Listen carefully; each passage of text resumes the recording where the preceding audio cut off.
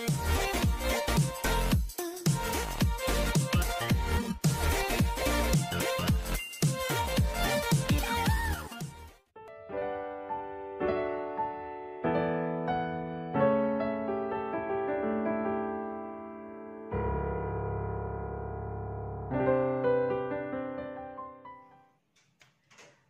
guru penggerak.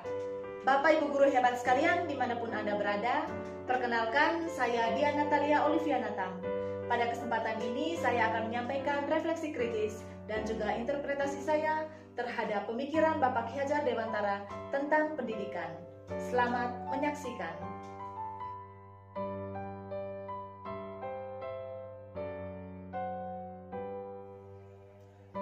Setelah mempelajari filosofi pendidikan menurut Bapak Ki Hajar Dewantara, saya bersyukur karena saya bisa memperdalam pengetahuan dan pemahaman terkait perbedaan pengertian antara pengajaran dan juga pendidikan. Yang saya pahami bahwa pengajaran itu adalah bagian dari pendidikan, di mana guru memberikan pengajaran kepada peserta didik agar membekali peserta didik dengan ilmu pengetahuan yang bermanfaat bagi kehidupan peserta didik di masa depan.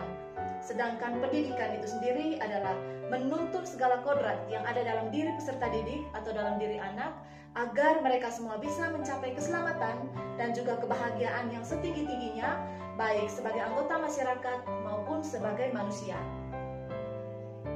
Nah, Bapak Ibu guru hebat sekalian, saya juga sebagai seorang guru harus paham bahwa sesuai dengan aliran teori konvergensi, anak itu diibaratkan seperti selembar kertas yang sudah berisi tulisan-tulisan, namun tulisan tersebut masih buram, sehingga dibutuhkan kehadiran guru untuk memberikan tuntunan, sehingga tulisan-tulisan yang masih buram tersebut bisa menebal.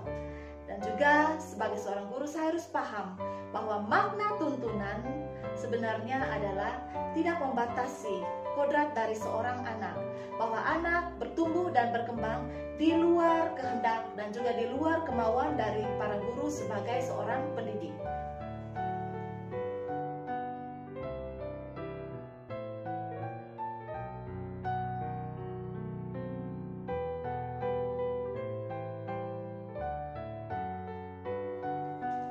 Proses pembelajaran yang mencerminkan pemikiran Ki Hajar Dewantara menurut saya adalah pembelajaran yang merdeka.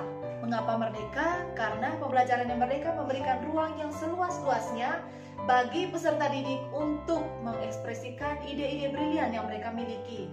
Saya tertarik dengan perumpamaan yang diberikan oleh Bapak Ki Hajar Dewantara bahwa guru ibarat seorang petani. Ia memelihara tumbuh kembang benih padi. Ia menyiapkan lingkungan, membersihkan hama dan lain sebagainya agar benih padi tersebut bisa tumbuh menjadi padi yang berkualitas.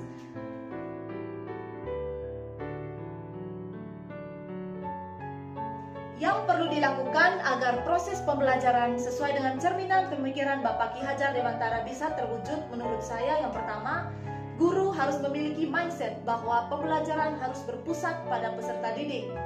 Guru bisa menggunakan kompetensi yang ada dalam dirinya untuk menuntun dan membimbing peserta didik sehingga bisa mencapai tujuan pembelajaran.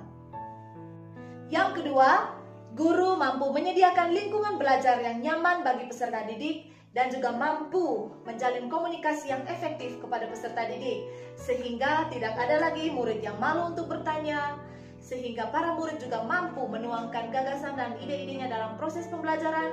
Mereka mampu memecahkan masalah dan juga mereka berani untuk berpikir kritis. Yang ketiga, memaknai 3 ajaran utama dari Bapak Ki Hajar Dewantara, yakni saya berdiri di depan peserta didik untuk memberikan teladan dari hal-hal baik yang saya miliki. Lalu yang kedua, saya berada di tengah peserta didik untuk memberikan tuntunan bagi mereka.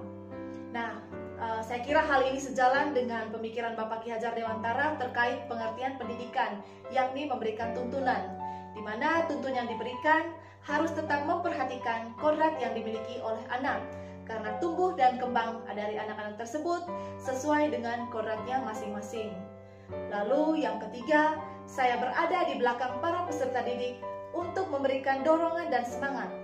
Saya harus menguatkan peserta didik bahwa mereka memiliki masa depan, bahwa mereka adalah pemilik dari masa depan. dan bahwa mereka harus mampu berdiri di atas kaki sendiri, sehingga mereka mampu berjuang di masa depan berdasarkan bekal yang telah mereka dapat melalui pengajaran dan juga pendidikan.